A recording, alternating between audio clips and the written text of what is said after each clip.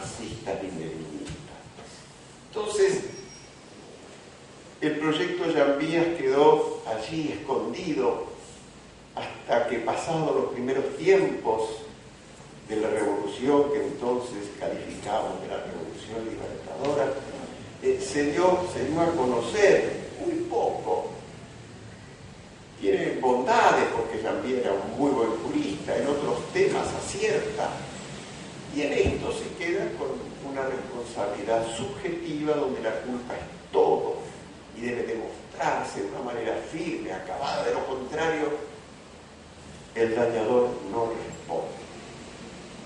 Pasan los años y el Código Civil argentino recibe una de las reformas más importantes, más beneficiosas, más logradas, que fue la del profesor Guillermo Borda. El profesor Guillermo Borda, a quien frecuentamos mi mujer y yo muchas veces en Santa Fe y aquí en Buenos Aires, era un jurista completo y sobre todo de mucha libertad de pensamiento. Él no se sentía vinculado por el pensamiento de un sector u otro, aunque políticamente pudieran ser afines a su pensamiento. Y Borda fue el que incorporó la buena fe, porque ustedes saben que la buena fe no estaba en el Código Civil. Y cuando a algún jurista le preguntaron por qué Vélez dejó la buena fe, no dudó en contestar: porque la buena fe es una idea equívoca que tanto puede interpretarse en este sentido como en aquel. Porque la buena fe puede ser la que da pie a conductas maliciosas y perjudiciales, porque la buena fe... Hoy hay coincidencias entre los autores en decir que la buena fe es el poderosísimo reflector que ilumina todo el derecho privado. En el código que entrará en vigencia a partir del 1 de agosto, si es que no ocurre una catástrofe que lo impida, en el derecho privado, en el nuevo Código Civil y Comercial, la buena fe está citada más de 12 veces. En la parte general de los actos jurídicos, en la parte de los contratos en general, de los contratos en especial, de los derechos reales, en todas partes, porque la buena fe es el poderoso reflector. Yo no me canso de decirlo porque ha habido coincidencia en los últimos tiempos. Y fíjense, se decía, eso es una idea peligrosa porque da pie a justificar los apartamientos, los incumplimientos. Sí, incumplí, pero lo hice de buena fe. Sí, no pagué, pero... La reforma de Borda incorpora la lesión, vale decir, esa posibilidad de anular o reformar un contrato porque hay desequilibrio. Un contrato oneroso donde una parte saca demasiadas ventajas frente a la otra, se aprovecha. Y la idea es que los contratos deben nacer en equilibrio, en armonía. No se puede una parte aprovechar de la otra, porque esto es un abuso, es una antijuridicidad. Entonces, esta idea de lesión fue difícil de admitir. Muchos juristas tradicionalistas dijeron: ¿pero por qué? Porque al fin y al cabo la contratación es la obra de dos hombres, iguales y libres. ¡Qué mentira! La mayoría de los hombres que contratan no son iguales. Uno tiene más poderío económico, más fuerza de capitales, más posibilidades de imponer su voluntad frente al otro. Y no están libres porque muchas veces el contratante está atado por sus necesidades que lo apremian, lo empujan a celebrar el negocio. El contrato, diríamos lo contrario, el contrato es muchas veces la obra de dos hombres desiguales y en situaciones diferentes en cuanto a necesidades económicas, patrimoniales, y por eso hay que trabajar para que sea un negocio hecho de buena fe, sin abuso, sin aprovechamiento, sin lesión. Antes de Borda no existía la lesión y se justificaban los aprovechamientos. La imprevisión, cuando el contrato se celebra en equilibrio, pero ¿de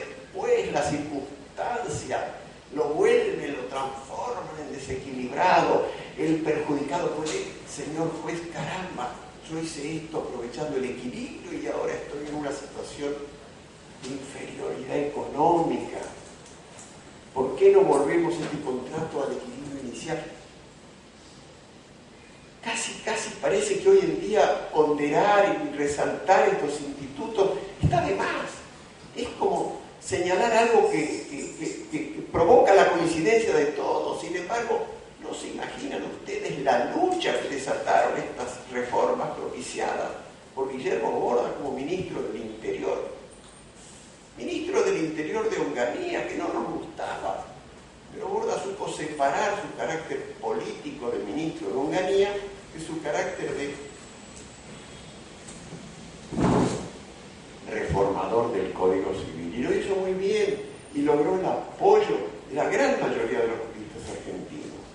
Esto ocurrió en el año 68 y siguió pasando el tiempo. Toda la década del 70, el 80, fíjense, 20, 30 años, donde la pretensión de actualizar un código que es del siglo XIX, que está envejecido, que ya no responde a la realidad, que fue una obra eminente, no fue una obra que podamos tachar de económicamente aprovechadora, no, eran otros tiempos. Y entonces llegamos a la década del 90, y allí en el 91, 92, dos comisiones, una del Ejecutivo y otra del Parlamento argentino. Yo integré la del Parlamento argentino, trabajan por la reforma, pero no nos poníamos de acuerdo, coincidíamos en algunas bases, si reforma total, si reforma parcial. Era muy difícil encarar la reforma total del Código Civil. Por eso la grandeza de la obra de Vélez, una reforma total, por eso el mérito de esta ley, una reforma total, con especialistas. Lorenzetti es especialista en obligaciones, en actos jurídicos, en contratos, pero no es especialista en reales, en familias o sucesiones. Elena Hayton tiene un poco esas especialidades y han coincidido en elaborar este código. Llegamos a esos años donde los proyectos se preparan con reformas parciales, logran alguna aprobación y otros desencuentros. Parece que los tiempos no son los propicios todavía. Y finalmente, en los 98, aparece una obra también de una comisión muy importante, donde se destaca una figura que descuella por su actividad, por su inteligencia, que fue nuestro amigo hasta que se molestó por algunas críticas y le declaró su enemigo, que era el profesor Atilio Aníbal Alterini, a quien siempre rendimos homenaje por su enconado esfuerzo y la bondad de muchas de sus cosas. Como ven ustedes, la mayoría de los juristas son apasionados y no admiten así que así las críticas. Yo publiqué 4 o 5 artículos diciendo esto no me gusta, esto no me parece, aquello está equivocado. Y Alterini me dijo, caramba, eso lo esperaba de un amigo, como si los amigos tuvieran que ser cómplices en nuestras realizaciones intelectuales. La amistad mantiene situación de libertad. Pues bien, algunas de las cosas propugnadas por Atilio están presentes en el código. Yo no coincido, no las hubiera puesto, pero reconozco que tienen sus adherentes. Por ejemplo, decir que la culpa es el factor central de imputación, un factor subjetivo que debe considerarse prioritario y aplicarse frente al silencio de la norma y dejando de lado otros factores de imputación de carácter objetivo. Porque el proyecto, y esto sí nos pareció muy bueno, admitió al lado de los factores de imputación subjetivos, la culpa y el dolo, admitió los factores objetivos de imputación. Nosotros sostenemos que el factor objetivo es único, es la creación de una situación de riesgo a través de un comportamiento. Y si de ese riesgo se sigue un daño, pues el que creó el riesgo debe resarcir el perjuicio.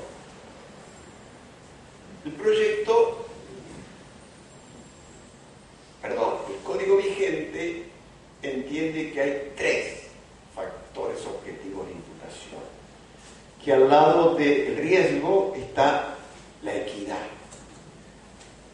La equidad es un factor de imputación. Nosotros siempre citamos aquello de Aristóteles, ¿no? La equidad es el dichoso rostro de la justicia práctica en un caso dado. La equidad complementa la justicia es más bien una visión abstracta, y cuando esa visión se particulariza para responder a una necesidad, se llama equidad, pero de ahí calificarla como un factor objetivo de imputación. Y el otro factor objetivo se llama la prevención del daño. Tampoco la prevención es un factor objetivo. Está bien que este código empieza hablando de que los daños no solo se resarcen, sino que además los daños deben ser anticipados y prevenidos y evitados, pero no es un factor de atribución.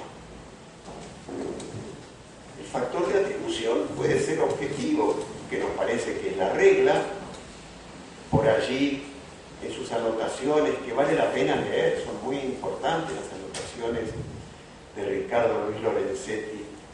Dice, coloco primero la responsabilidad objetiva y después hablo de la subjetiva, porque la objetiva es hoy, si escuchamos a los tribunales en sus decisiones, el factor más común de atribución e imputación.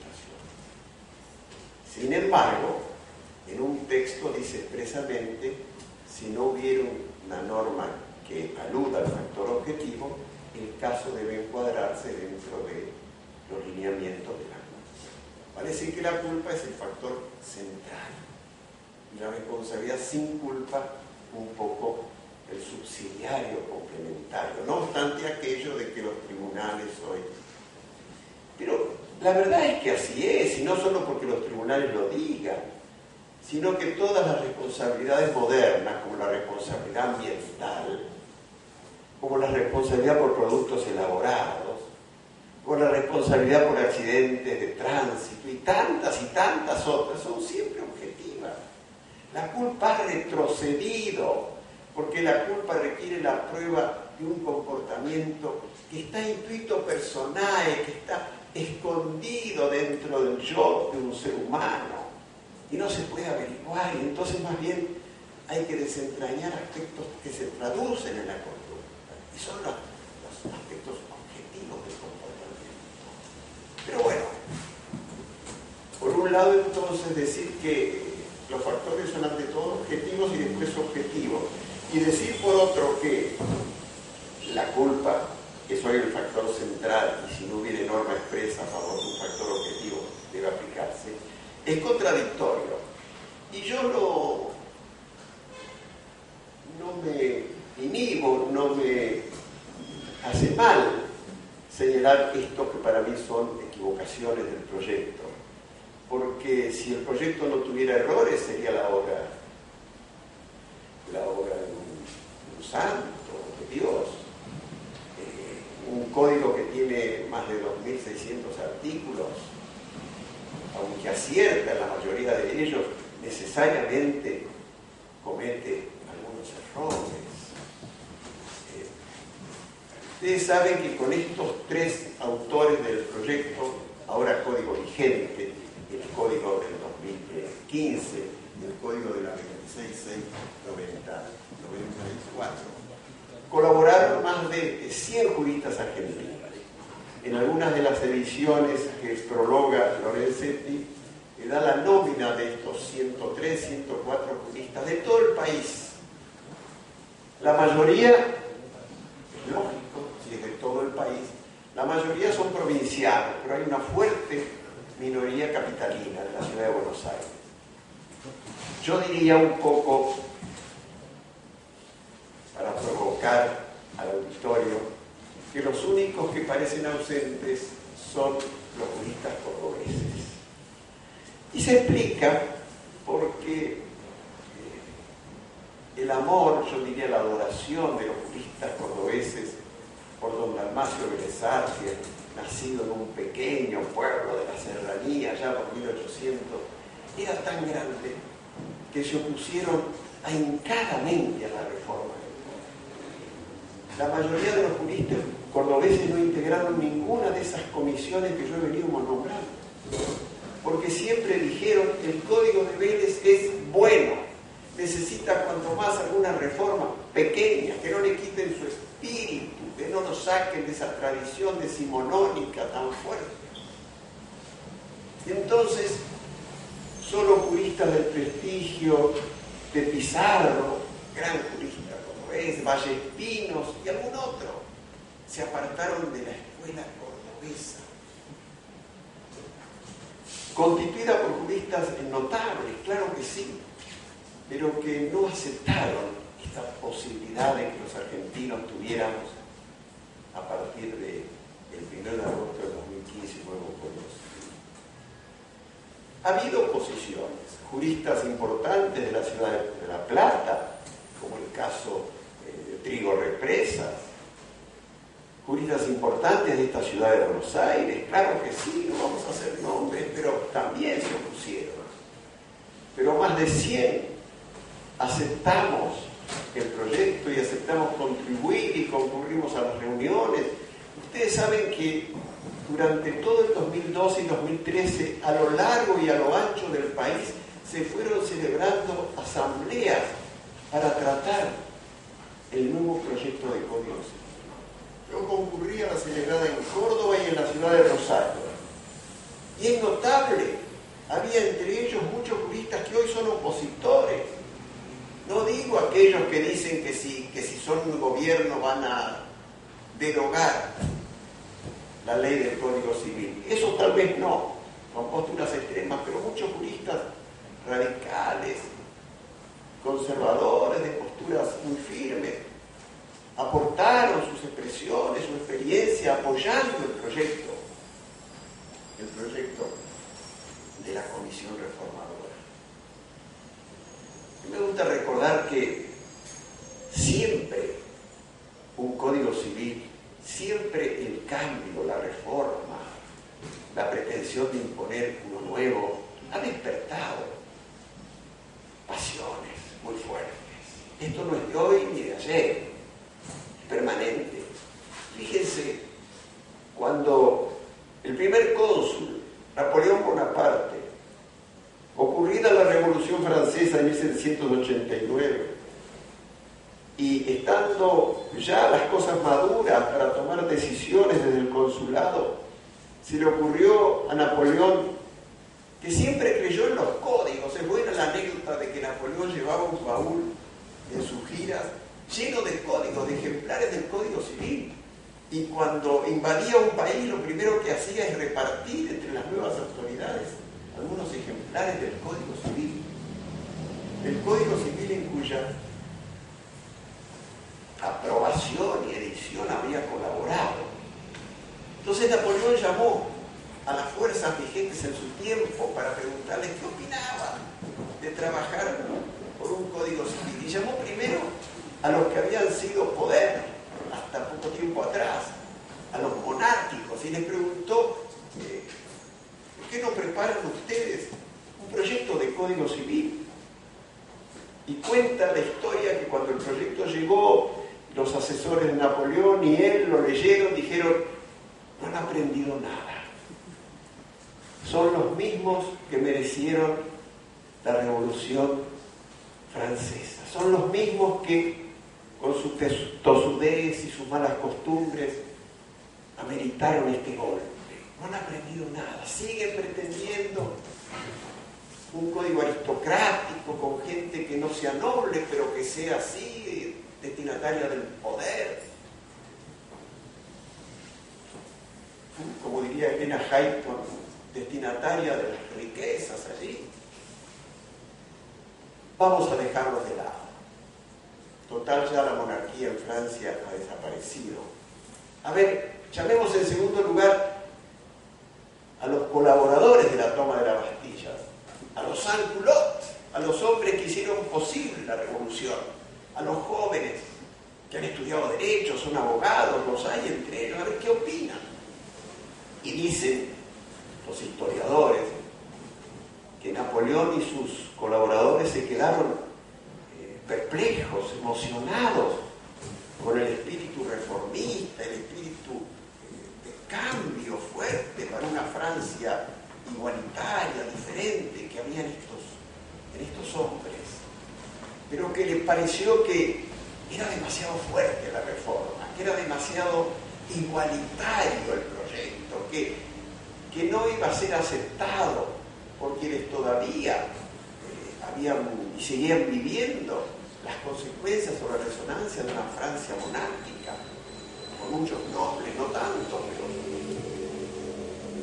y entonces dejó de lado y llamó para escuchar a los comerciantes, a los pequeños comerciantes, a los industriales, a los hombres de campo. A ver, ¿qué piensa este ciudadano común? ¿Qué piensa que debe ser? Traigan sus abogados, a ver cómo debe ser un nuevo código. Sin estar atado ni por la monarquía ni por las vinculaciones con la toma de la Bastilla. Y se encontró con que las ideas eran buenas, eran progresistas, Francia iba a cambiar.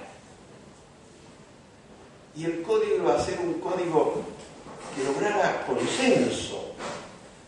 Pero claro, consenso mayoritario entre la gente consultada y sus grupos, como diríamos, entre determinadas clases sociales.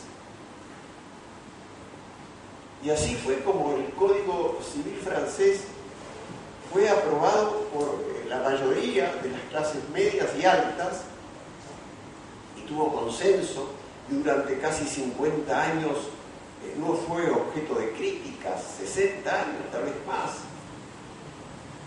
Troplón, Duranton, después empiezan.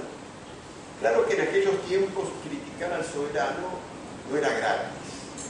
Mucha gente temía las críticas que se podían hacer y entonces eran más bien benignas, suaves, complacientes, pero empiezan a aparecer las críticas.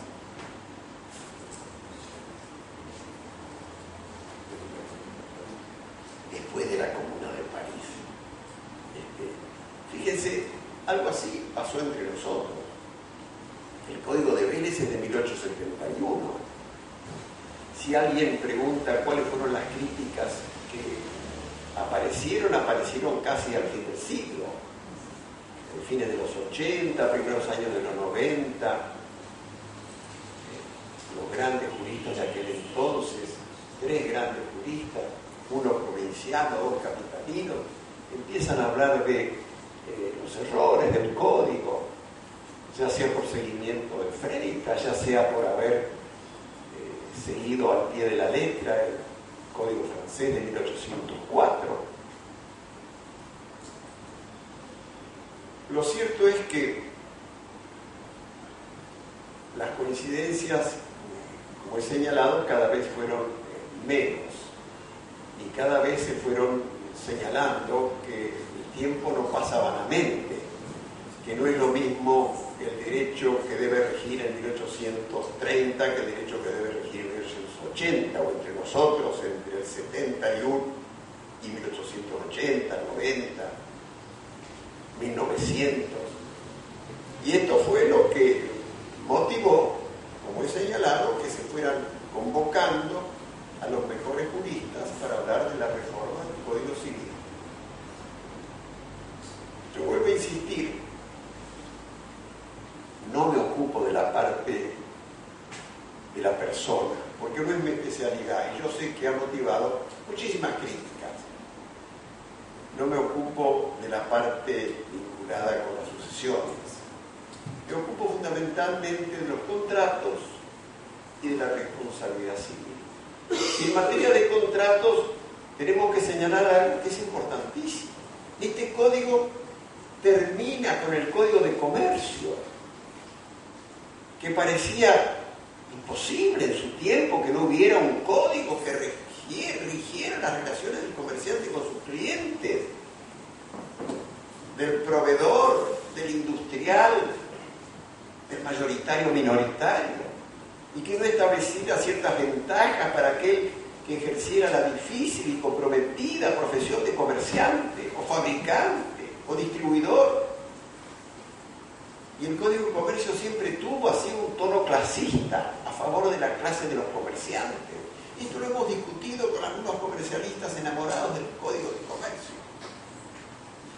Ahora aparece derogado y sobre todo las figuras de los contratos comerciales multiplicadas, recogiendo muchos contratos comerciales atípicos, que se celebran pero que no tienen reconocimiento y no lo tuvieron en el Código de Comercio ni en ninguna ley. Y así hay como 10 u 11, 12 contratos comerciales atípicos que se vienen a sumar a los típicos. Este es un avance importantísimo, igualar la situación de los contratos comerciales, de los contratos civiles, de los contratos del derecho privado patrimonial, como se dice hoy, dejando de lado la situación de tal o cual. Debe haber equilibrio, debe haber buena fe, debe haber un cambio razonable de prestaciones, no puede haber aprovechamiento, no puede haber usura, no puede haber nada que signifique hacer del débil la persona de quien obtenemos las mejores ventajas, del débil, del vulnerable. Esta es una expresión que repiten mucho los juristas brasileños, el vulnerable. Vale decir aquel que puede ser herido, lesionado, avanzado en su integridad o en su privacidad, el vulnerable. ¿Cuántos vulnerables tenemos? Yo creo que a veces perdemos la vista, la visión de que el derecho debe tener una particular contemplación para los hombres de las clases bajas, para los débiles, para los vulnerables. Porque es muy fácil o sencillo pensar un derecho para las clases medias y altas, pero un derecho para todo el pueblo. No vamos a descubrir que el pueblo argentino está hecho de vulnerables y de hombres fuertes, y para todos es el dictado de la norma.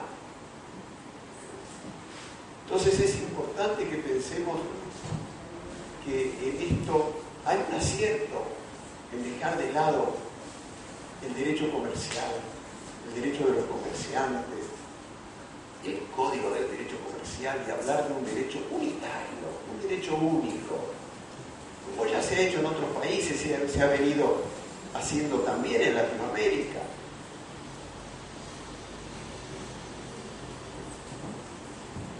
En el tema que nos preocupa más, que es el tema de la responsabilidad, nosotros comenzamos por decir ¿qué apego a la tradición jurídica hablar de responsabilidad civil? Se lo hemos dicho a Lorenzetti. No hay duda que un jurista debe conocer el pasado y el presente y debe estar convencido que en el pasado hubo muchas cosas buenas, pero de ahí a seguir con una designación como responsabilidad civil que hoy no tiene cabida. ¿Por qué? Porque la responsabilidad está presumiendo la imputación subjetiva desde siempre, desde que el vocablo empezó. A veces se me ha dicho, no diga usted que Domán sostenía que la responsabilidad, porque Domán nunca habló de responsabilidad, Domán hablaba de los daños, del causante de daño. La palabra, la voz responsabilidad es posterior en el tiempo. Algunos la ubican ya comenzado del siglo XVIII, XIX, ahí. Es una voz moderna, la voz responsabilidad. Y está muy unida a la idea de deber de reparar por culpabilidad. ¿Y por qué responsabilidad?